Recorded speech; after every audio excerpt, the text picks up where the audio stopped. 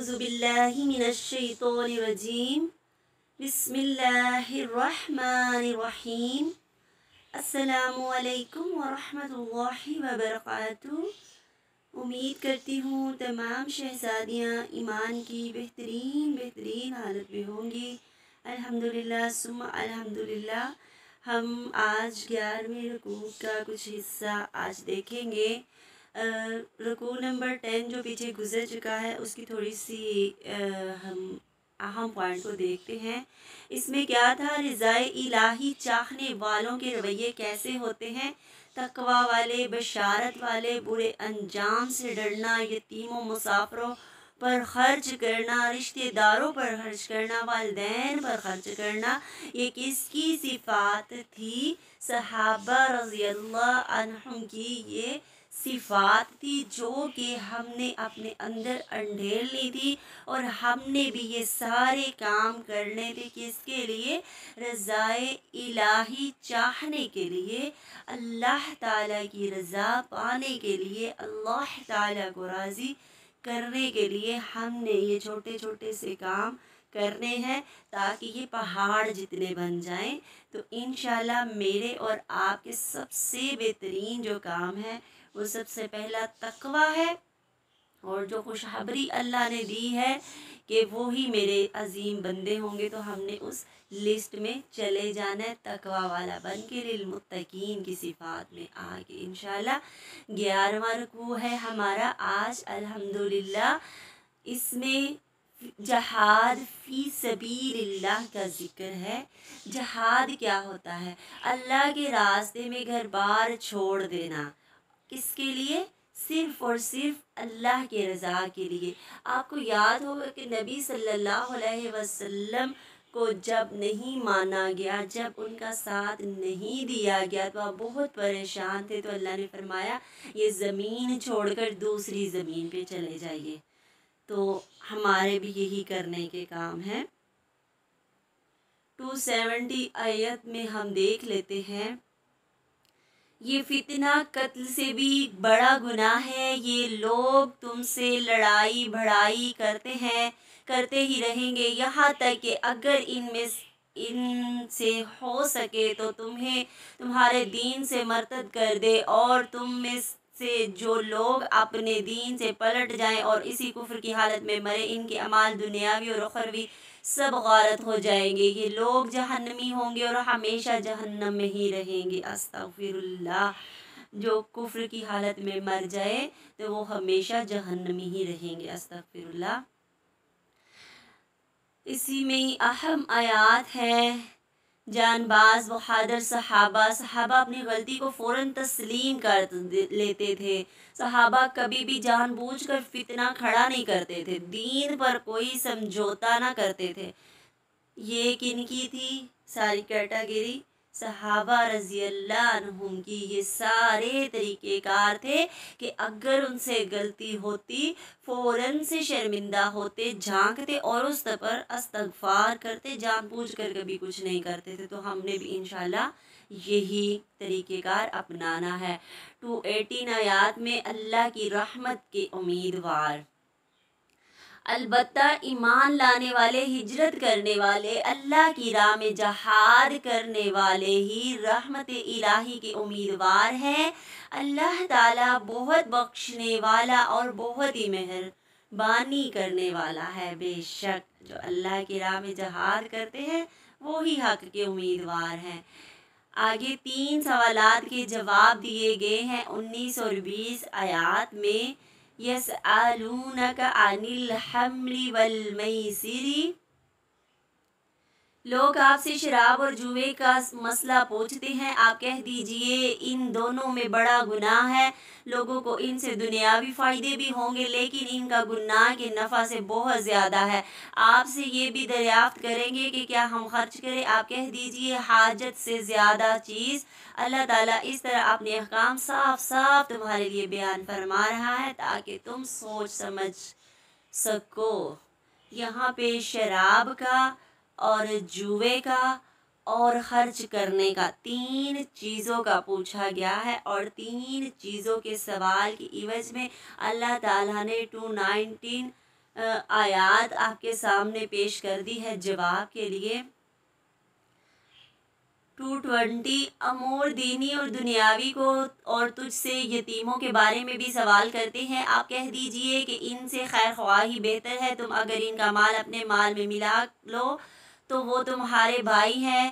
بدنیت اور نیک نیت ہر ایک کو اللہ جانتا ہے، اور اللہ چاہتا تو تمہیں مشقت میں ڈال دیتا، یقیناً اللہ غلبہ والا اور حکمت والا ہے۔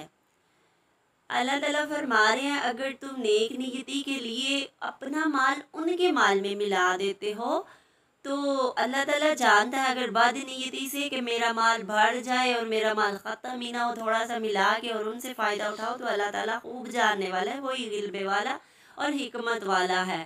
وہ جو چاہتا ہے، جس کو چاہتا ہے مشقت میں ڈالتا ہے، جس کو چاہتا ہے آسانی میں۔ اگلی آیات، مسلمانوں کا مشرکین سے نکاح جائز نہیں۔ اس میں بہت سارے سوالات ہیں، 221 آیات میں ہے۔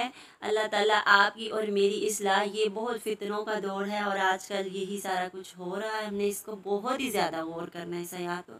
اور شرک کرنے والی عورتوں سے کتیکا وہ ایمان نہ لائیں، تم نکاح نہ کرو، ایمان دار لونڈی بھی شرک کرنے والی آزاد عورت سے بہتر ہے، اور تمہیں مشرکہ ہی اچھی لگتی ہے، اور نہ شرک کرنے والے مردوں کے نکاح میں اپنی عورتوں کو دو جب تک وہ ایمان نہ لے آئے۔ ایماندار غلام آزاد مشرک سے بہتر ہے، گو مشرک تمہیں اچھا لگے۔ یہ لوگ جہنم کی طرف بلاتے ہیں اور اللہ تعالیٰ جنت کی طرف اور اپنی بخشش کی طرف اپنے حکم سے بلاتا ہے۔ وہ اپنی آیتیں لوگوں کے لیے بیان فرما رہا ہے تاکہ وہ نصیحت حاصل کرے۔ اور مومن کے لیے کیا ہے، جب تک کہ وہ کلمہ گو نہ ہو جائے، ایمان نہ لے آئے، ٹھیک ہے، تو ہم نے کیا کرنا ہے؟ غربا لونڈی کے لیے کہا گیا ہے کہ وہ تمہارے لیے زیادہ بہتر ہے کافر سے۔ تو ہم نے کیا کرنا ہے؟ ہم نے ایمان والے بننا ہے، تقوی والے بننا ہے، کیونکہ اللہ تعالیٰ اپنی آیات میں فرما رہے ہمارے لیے نصیحت ہے کہ تم اتنے پاک صاف ہو جاؤ کہ تم سب سے پہلے اگر تم خواہش رکھتے ہو، تمہیں پسند آ جائے تو تم کیا کرو، اس سے پہلے پاک صاف کروا لو، اسے کیسے؟ کلمہ گو بنا لو، پاک کر لو، پھر ان سے نکاح کرو۔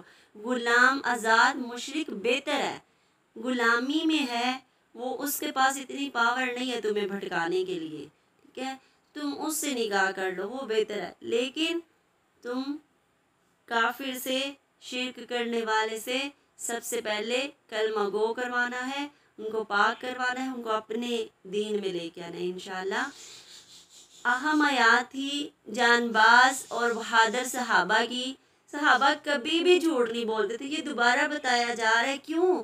کیونکہ آپ کی اور میری اصلاح ایک بار سے پھر سے ہو جائے۔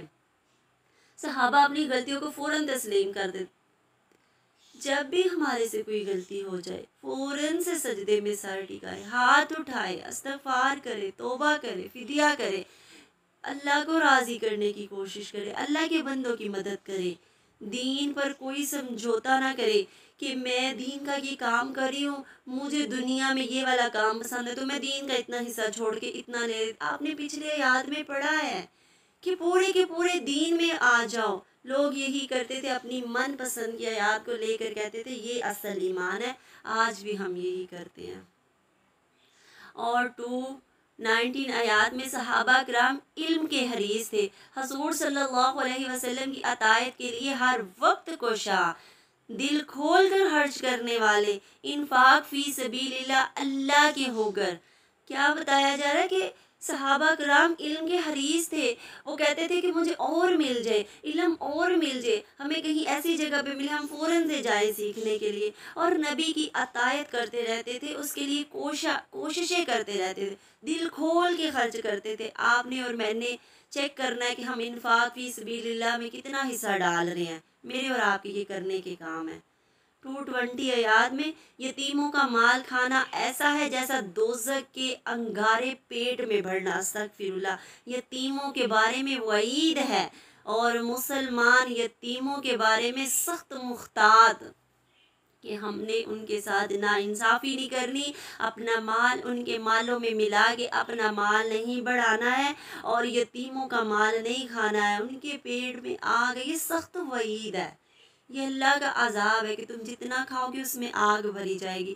اور میرے اور آپ کے کرنے کے کام ہے جو ارد گرد جتنے یتیم ہیں، مسلمان ہیں یا بے مسلم ہیں، نو مسلم ہے، ہم نے ان کا حق دینا ہے کہ ان کے ساتھ ناانصافی نہ ہو، احسان کا رویہ اختیار کرنا ہے، مسلمانوں نے زیادہ احتیاط کرنی ہے۔ اور میرے اور آپ کے کرنے کے کام ہے، لکھ لیجئے کہ میں مہینے میں کتنا مال دیتی ہوں۔ آپ نے اپنے پڑھائی کی جگہ میں اس اکیڈمی میں بھی حصہ دینا ہے، اپنے ارد گرد بھی جھانکنا ہے، اپنے خاندان میں بھی جھانکنا ہے، اپنے ہمسایوں میں بھی جھانکنا ہے کہ کون کتنا حقدار ہے۔ آپ جھانکیں گے تبھی تو آپ کو پتہ چلے گا کون کتنا ضرورت مند ہے۔ اللہ تعالیٰ آپ کے میرے ایمان میں اضافہ فرمائے اور ہمیں تقوی والا بنا دے، آمین۔